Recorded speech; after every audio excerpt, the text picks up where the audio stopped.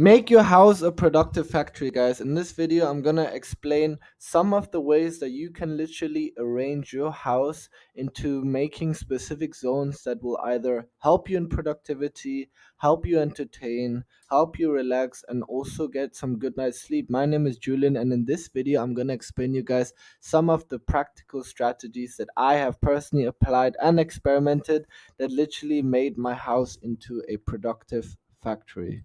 Atomic Habits. This is in chapter 6. Motivation is overrated. Environment often matters most. There's one thing that we humans have to fundamentally understand. We were programmed in such a way that we are absolutely influenced and impactful by the surroundings and environment we live in.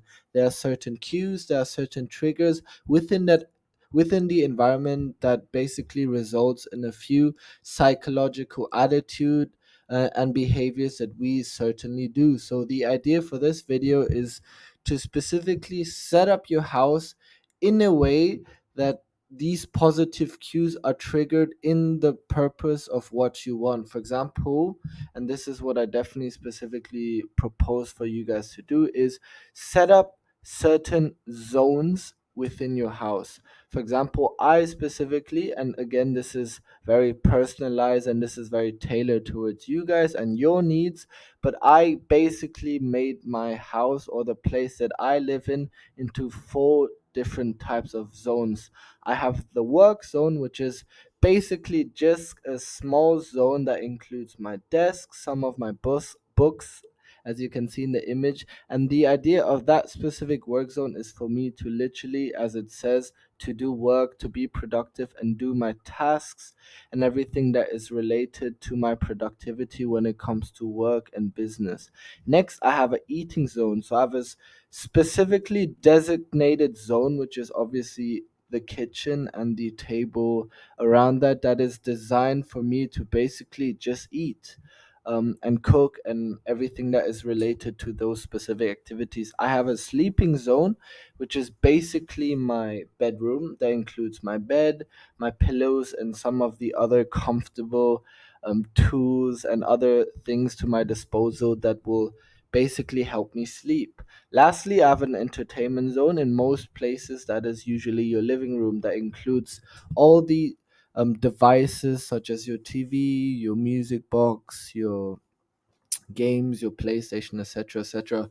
So I have to make this absolutely clear. So your zone, you need to have boundaries for your zone, and this will be explained in your next chapter. But the limit and the line you guys set for yourself, so basically how big your zone is, for example, that is absolutely up to you. So obviously it depends how big your apartment is, and it also depends what time of zones you want to set up. So my apartment is not that huge, so that's why I basically broke it down into four different zones. If you live in a place where you have more living space and you have more spaces for other activities, for example, I have friends who have a zone designated for gym and physical activity, or you have other zones for relaxation, or your balcony for reading, smoking, etc., etc.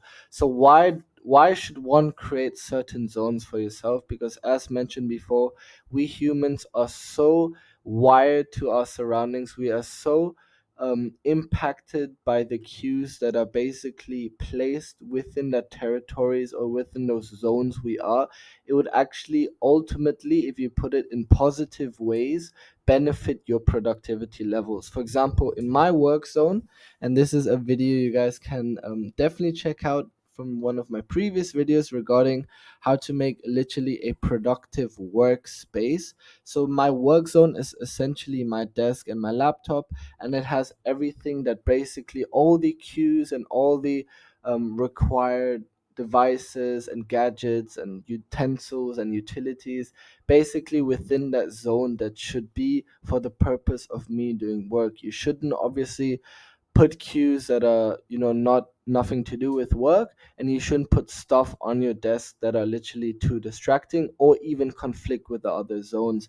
For example, when you're eating, I don't like to involve work within my eating zone, and also between sleep and entertainment I don't like to mix both. So I understand some people on the bed, they like to watch Netflix or watch movies, but I don't like to involve the two sets of activities. So for your zones, guys, you have to realize that you need to set boundaries. You need to set a list of rules, a list of prioritize, and first and foremost, you have to understand where, physically speaking, these zones are. So you kind of have to visualize yourself. Okay, how big is my sleeping zone? Where is the sleeping zone? How big should my desk be? So literally should look like areas. Like in your head, you should imagine, okay, these are the areas, so that whenever you place yourself in those specific zones, your brain is automatically wired and programmed to basically fulfill that tasks because it is triggered by the cues from that specific zone. Create a rules of do's and don'ts for each zone. For example, in my workspace, my big don't is to not use my phone, like such as social media or YouTube or entertainment. I, for example, have do's like, I'm allowed to write or use paper and pen. In my entertainment zone, I am, for example, not allowed to sleep. I'm not allowed to involve my work. For eating zone, I am obviously also not involving other entertainment. So the idea is these zones are specifically designed for their purpose, and you should mix up the activities. Zone A is, for example, for work, and zone B is for entertainment.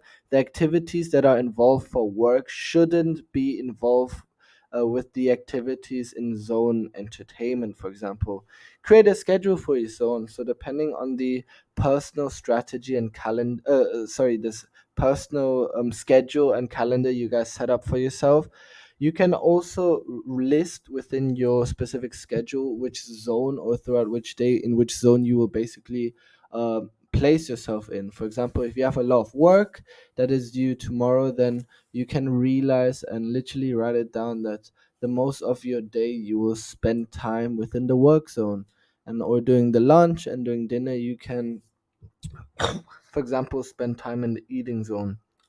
Cultivate each zone, and I think I made this quite clear previously, but each zone has to be designed and literally decorated in a way that basically emphasizes and amplifies its purpose. So for example, if you have a eating zone, or if you have a food zone, for example, then make sure that that place actually looks like a place that is, very tasty, like decorated with some nice food. Obviously don't make it messy. Put plates there, wash the dishes. Make sure that the zone looks appropriate for you to eat there. Same goes for work, same goes for sleeping, and same goes for all the other zones. So basically that was the idea of the zone. This is a personal strategy. I'm not too sure if there's any other person out there applying this, but this is definitely a good strategy for you to become absolutely more productive. I was a person, for example, that I realized, shit, I've been leaving my house more often than I should be. And that was basically because I always, when I wanted to do work, I went to places such as Starbucks and cafes. And yes, they are expensive at times. And I realized that I was basically doing that particular behavior and that particular attitude towards my work that I wanted to do outside was basically because at my home, at my territory, I literally did